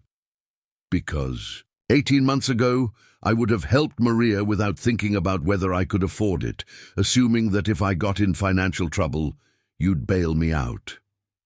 Now I understand that helping other people has to come from my own resources, not someone else's, and you have the resources to help Maria. I can cover 2 months of her rent without touching my emergency fund or missing any payments to you." I smiled at my daughter, seeing someone I barely recognized, a woman who understood the difference between generosity and fiscal responsibility. "Emily, what do you think you should do?" "I think I should help her, but only what I can afford, and only after making sure she has a plan to get back on her feet." "Then you should help her." "You think so?" "I think you've learned the difference between being generous and being an enabler. That's wisdom it took me decades to understand." Emily helped Maria with her rent, but more importantly, she helped her find resources for single mothers, connected her with a lawyer who could fight the workers' compensation case, and organized a meal train among their co-workers to provide additional support. It was exactly what someone should do when they have the means to help and the wisdom to help effectively. That night, I made a phone call to Marcus. "Marcus, I want to make some changes to Emily's debt repayment arrangement." "What kind of changes?" "I want to forgive the debt entirely." The silence on the other end lasted so long, I thought the call had dropped. "Mason, are you sure about this? Emily owes you over $400,000. "Marcus, I'm not forgiving the debt because I think Emily deserves it. I'm forgiving it because she's proven that she doesn't need it hanging over her head to make good choices." "What do you mean?" "I mean that the point of the debt was to teach Emily about consequences and responsibility. She's learned those lessons. The debt has served its purpose. So you're just going to cancel it?" "No, I'm going to do something better than that." I spent the next week working with Marcus to create what would become the most important legal document of my life. The following Friday, I called Emily and asked her to come to the loft instead of meeting at a restaurant. "Is everything okay, Dad?" "Everything's fine. I just want to have a private conversation." Emily arrived at 7 p.m. carrying a bottle of wine and a small bouquet of flowers, her usual contributions to our monthly dinners. "Dad, you look serious. Are you sure everything's okay?" "Emily, sit down. I have something to tell you." I could see concern creeping into her expression. "For the past 18 months, you've been making payments on the debt you owe me. You've been working overtime, taking night classes, building a life based on your own efforts and values. Yes? You've also been helping other people when you have the means to do so, but only after making sure you can afford it." "Dad, where is this going?" I pulled out the legal documents Marcus had prepared and set them on the coffee table between us. "Emily, effective immediately. Your debt to me is forgiven. Completely. Emily stared at the papers like they contained information from another planet. "Dad, what do you mean forgiven?" "I mean you don't owe me anything. The $400,000 debt is cancelled. The monthly payments stop. You're free to use that money however you choose." Emily's face went through a series of expressions: confusion, shock, disbelief, and then something that looked like panic. "Dad, I can't accept this." "Why not?" "Because I haven't finished paying you back. Because I need to take responsibility for what I did. Because cancelling the debt feels like going backward." I smiled at my daughter, seeing the exact response I had hoped for. "Emily, what if I told you that the debt forgiveness comes with conditions?" "What kind of conditions?" I pulled out a second set of documents. "The money you would have used to pay me back, approximately $1,800 per month for the next 20 years, will instead go into a charitable fund that you'll manage." Emily leaned forward, reading the documents carefully. A charitable fund for what? For families facing the kind of crisis Maria Santos faced: single parents dealing with medical emergencies, elderly people being financially abused by family members, young adults aging out of foster care who need help getting established. "You want me to manage a charity? I want you to take the money you've been using to pay for your mistakes and use it instead to help other people avoid making the same mistakes." Emily was quiet for a long time, absorbing what I was proposing. "Dad, this is incredible, but why would you trust me with something this important?" "Because you've proven that you understand the difference between helping people and enabling them. Because you've learned to make decisions based on what you can afford rather than what you want to do. Because you've become someone who understands that true generosity comes from your own resources, not other people's. But what if I make mistakes? What if I help the wrong people or make bad decisions with the money? Then you'll learn from those mistakes the same way you learned from the mistakes that created your debt in the first place." Emily looked at the documents, then at me, then back at the documents. "Dad, there's something I need to tell you." "What's that?" "I don't want the debt forgiven." Now it was my turn to be confused. "What do you mean?" "I mean I want to keep making payments to you, not because I have to, but because I want to. Because every month when I write that check, I remember what I did and why I can never do it again." Emily's eyes filled with tears. "Dad, that debt isn't a burden anymore. It's a reminder. It's proof that actions have consequences and that taking responsibility for your choices is what separates adults from children." "Emily, please, let me finish. Paying what I owe you. Let me finish earning the redemption I started 18 months ago." I sat back in my chair, looking at my daughter with something approaching awe. "And the charity fund, I'll contribute to it separately, from my own money I earn through my own work. Because helping other people should come from generosity, not from debt forgiveness." I had prepared for many possible responses to my offer. Emily rejecting it had not been one of them. "Emily, are you sure?" "Dad, 18 months ago I tried to steal your home to pay my husband's gambling debts. I treated you like garbage, handed you an eviction notice from the house you bought for our family, and planned to warehouse you in a nursing home." I remember. Those actions have consequences, and part of taking responsibility for those consequences is accepting that some debts can't be forgiven until they're fully paid. Emily wiped her eyes and looked at me with absolute clarity. "I want to earn your forgiveness, not receive it as a gift." "Emily, you've already earned my forgiveness." "Then let me earn my own self-forgiveness by finishing what I started." That night, I called Marcus to tell him that Emily had rejected the debt forgiveness. "She what?" "She wants to keep making payments. She says the debt reminds her not to make the same mistakes again." "Mason, in 30 years of practicing law, I've never had anyone refuse to have their debt forgiven." "Neither have I. But Marcus, I think that's exactly why Emily deserved to have it offered." The real surprise came 2 weeks later when Emily, He called me with an idea that would transform our relationship forever. Dad, I've been thinking about the charity fund you proposed. What about it? What if we started it together? What if instead of you giving me money to manage, we both contributed our own resources and built something as partners? Partners? Equal partners. You contribute your experience and financial resources. I contribute my energy and the insight that comes from having learned hard lessons about gratitude and responsibility. Emily, are you serious? Dad, for the first time in my life, I have something valuable to offer that isn't based on your generosity. I have the perspective of someone who lost everything and had to rebuild from nothing.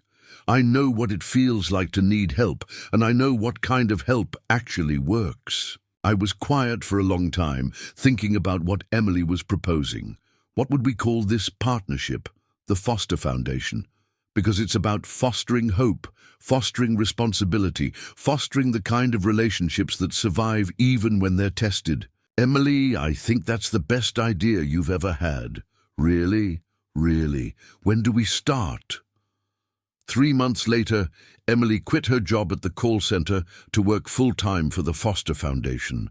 Not because I was supporting her financially, but because she had saved enough money from her overtime work to cover her expenses while we built the organization.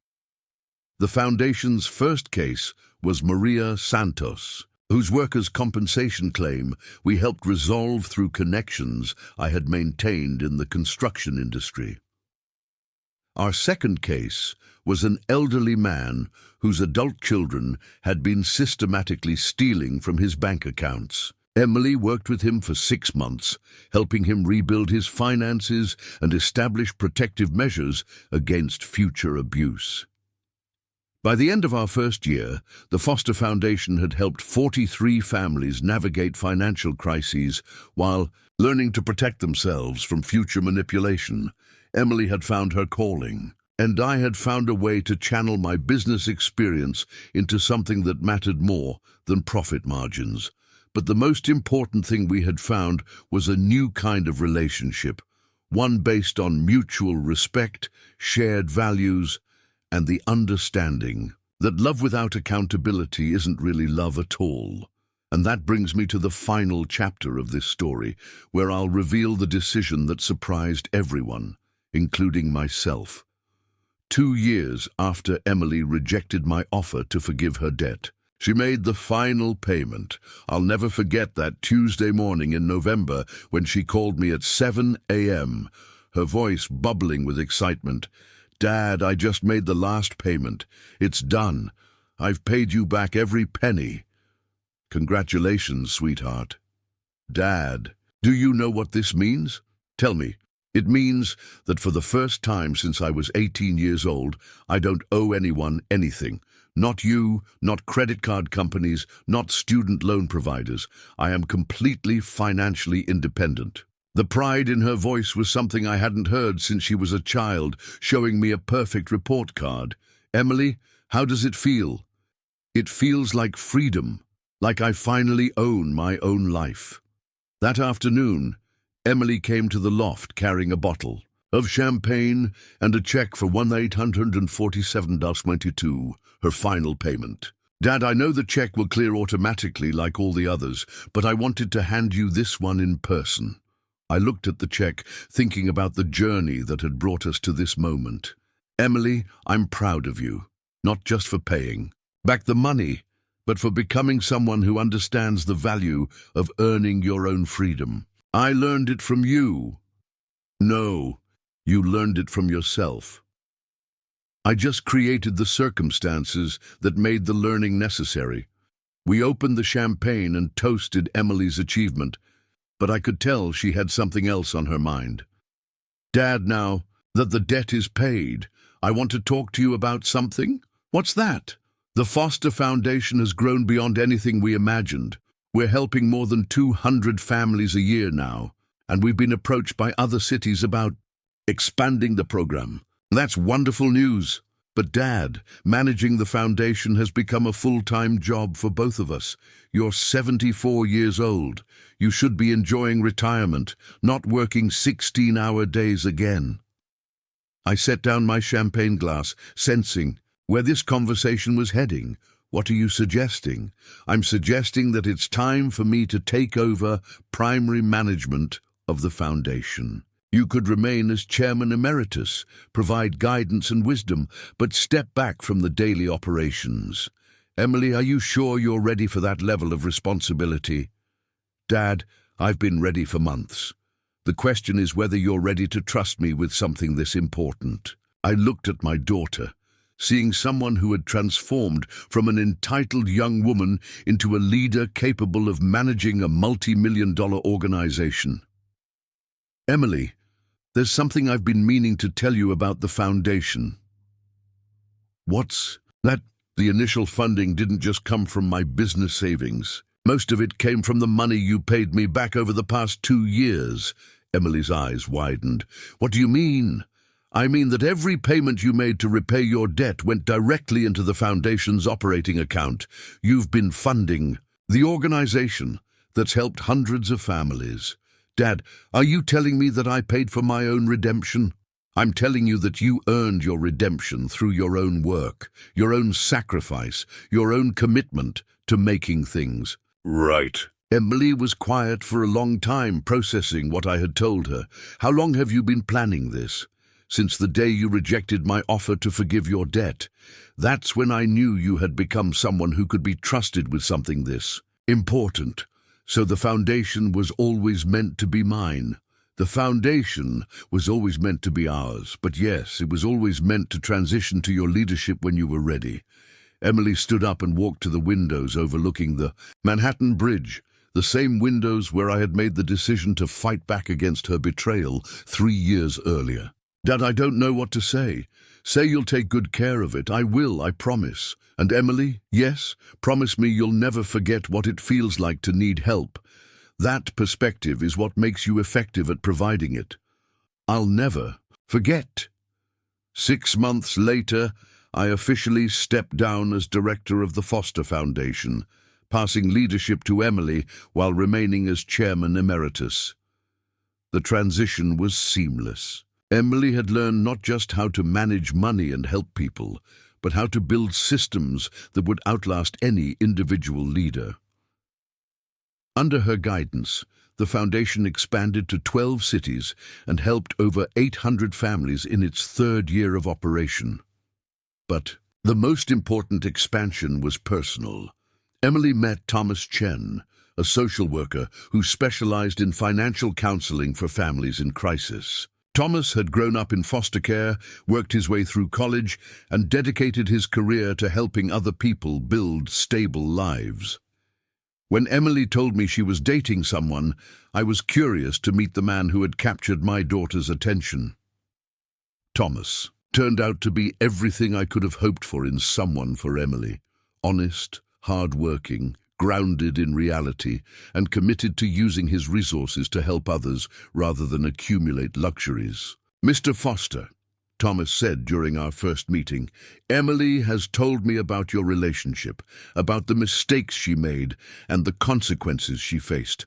I want you to know that I admire both of you for having the courage to rebuild your relationship on a foundation of honesty. Thank you, Thomas. What are your intentions regarding my daughter? Thomas smiled. I intend to propose to her next month, but I wanted to ask your permission first. Do you love her? More than I thought possible. Do you respect her? She's the strongest person I know. Will you encourage her to continue growing as a person, or will you try to change her? Mr. Foster, Emily's growth is what makes her beautiful. I would never want to stop that process. Then you have my blessing. Emily and Thomas were married in a small ceremony at the Soho loft 18 months later. The guest list included 60 people, friends from the foundation, co-workers from their respective careers, and family members who had earned their place through loyalty and love rather than biology alone. As I walked Emily down the aisle in the living room where she had once handed me an eviction notice, I thought about the journey that had brought us to this moment. "Dad," Emily whispered as we reached Thomas, "thank you for loving me enough to let me fail, and for loving me enough to help me succeed. Thank you for becoming someone worthy of both." The wedding was everything Emily's first wedding hadn't been: authentic, meaningful, and paid for entirely by the couple getting married. During my father of the bride speech, I looked out at the assembled guests and said, 3 years ago, my daughter made the worst mistake of her life. She treated someone who loved her like a burden to be discarded. But sometimes the worst mistakes lead to the most important lessons. Emily learned that love without accountability isn't really love. I learned that forgiveness without change isn't really forgiveness. And together we learned that the strongest relationships are built not on what we give each other, but on who we choose to become for each other. 6 months after the wedding, Emily called with news that would complete our family's transformation. "Dad, Thomas and I are pregnant." "That's wonderful news, sweetheart." "Dad, we want to ask you something. Anything. Would you consider moving back into the loft, not as someone who needs our help, but as someone whose help we need? We want our child to grow up knowing their grandfather, and we want you to be a part of our daily lives." I thought about the irony of the request. Emily was asking me to return to the home from which she had once tried to evict me, but this time as an honored family member, rather than an unwelcome burden. "Emily, are you sure the loft is your home now?" "Dad, this was always meant to be our family home. I just needed to grow up enough to understand what family actually means." I moved back into the Soho loft 3 months later, taking the same bedroom I had occupied years earlier, but with a completely different role in the household. Instead of being the lonely widower who was tolerated for his financial contributions, I was the grandfather-to-be whose presence was valued for the wisdom and love he could provide. When Emily and Thomas's daughter Sarah was born, named after the grandmother she would never meet, I was the first person besides the parents to hold her. "Dad," Emily said as I cradled my granddaughter, "I want you to know that this little girl will grow up understanding that love is something you express through presence, not presence. Through time, not money. Through being there for people, not just providing for them. How can you be sure? Because she'll have a grandfather who learned the hard way that those distinctions matter, and a mother who learned the hard way what happens when you forget them." As I looked down at Sarah's tiny face, I thought about the legacy I wanted to leave her, not the financial empire I had built and nearly lost, not the material possessions that could be stolen or sold, but the understanding that love is measured by sacrifice, that gratitude is expressed through actions, and that family is something you earn through how you treat the people who care about you most. 6 years have passed since Emily handed me that eviction notice. 6 years since I discovered that my own daughter viewed me as a burden to be discarded. Today, Emily runs the Foster Foundation, which has helped over 3,000 families across 22 cities. She and Thomas have given me 2 granddaughters who call me Papa and run to the door when they hear my key in the lock. Emily still tells people about the worst mistake she ever made. Not as a source of shame, but as a reminder of how much people can change when they're willing to face the consequences of their choices. I still live in the Soho loft, but now it truly feels like a family home. 4 generations of love, laughter, and the daily work of being present for each other. The legal documents that once protected me from Emily's betrayal have been replaced by trust documents that ensure the foundation will continue helping families long after Emily and I are gone. But the most important document in my life isn't legal at all. It's a framed photo that sits on my nightstand. Emily and me at Sarah's first birthday party, both of us covered in cake frosting. Both of us laughing with the pure joy of people who understand what they almost lost and what they fought to rebuild. The photo is signed in Emily's handwriting. "To the father who loved me enough to let me learn the hard way." Thank you for showing me that the strongest foundation is built on truth, not comfort. So here we are, at the end of a story that began with betrayal and ends with redemption. But the most important part of this story isn't what happened to me or Emily. It's what this experience taught us about the difference between love and enabling, between forgiveness and accountability, between family bonds that endure and family bonds that break under pressure. When Emily handed me that eviction notice, she thought she was solving a problem. In reality, she was creating an opportunity for both of us to discover who we really were when everything comfortable and familiar was stripped away. I discovered that I was stronger than my grief, smarter than my generosity, and more capable of protecting myself than I had ever imagined. Emily discovered that she was capable of taking responsibility for her choices, building a life based on her own efforts, and becoming someone who helps others rather than taking advantage of them. But the most important discovery was that real love, the kind that lasts, isn't about what you give people or what they give you.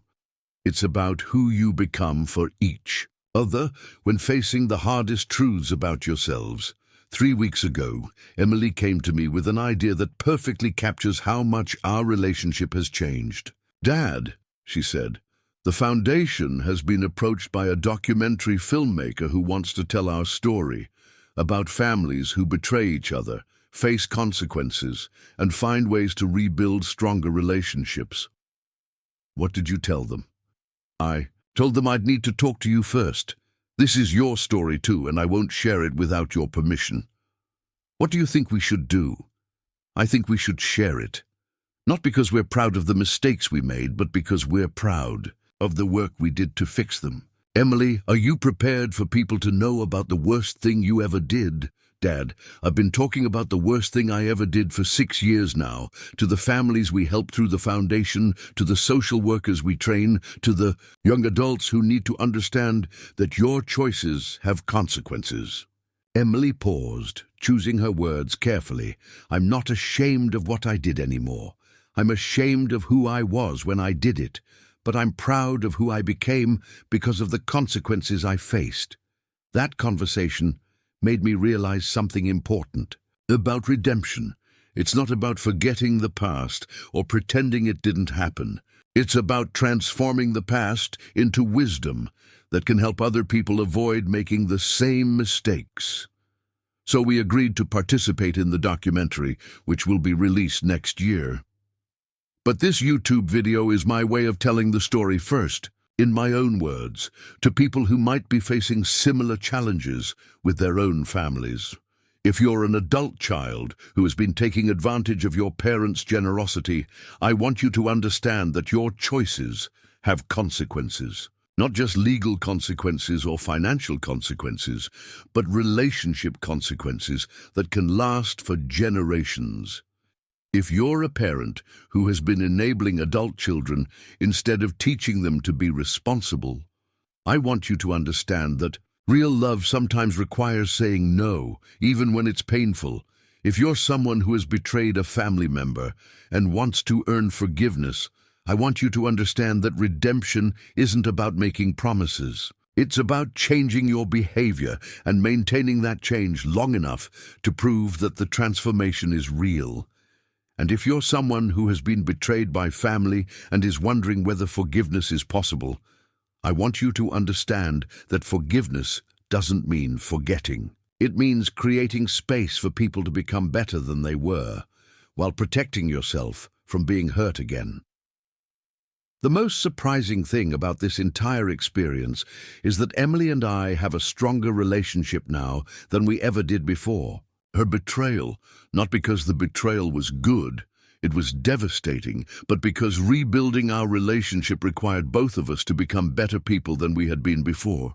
Emily had to learn gratitude, responsibility, and the difference between taking help and taking advantage. I had to learn the difference between generosity and enabling, between love and financial support, between forgiveness and being a doormat. Neither of us could have learned those lessons without facing the full consequences of our choices. Last week, my granddaughter Sarah asked me why I have so many pictures of her mommy as a little girl, but no pictures of her mommy as a big girl until recently. "Papa," she said, "did mommy go away for a while?" Emily overheard the question and sat down next to Sarah on the couch. "Sarah, when I was a big girl, I made some very bad choices. I hurt Papa's feelings and treated him in a way that wasn't nice." "What happened?" "Papa had to teach me that my choices had consequences, and I had to learn how to make better choices and be a better person." "Are you a better person now?" Emily looked at me, then back at Sarah.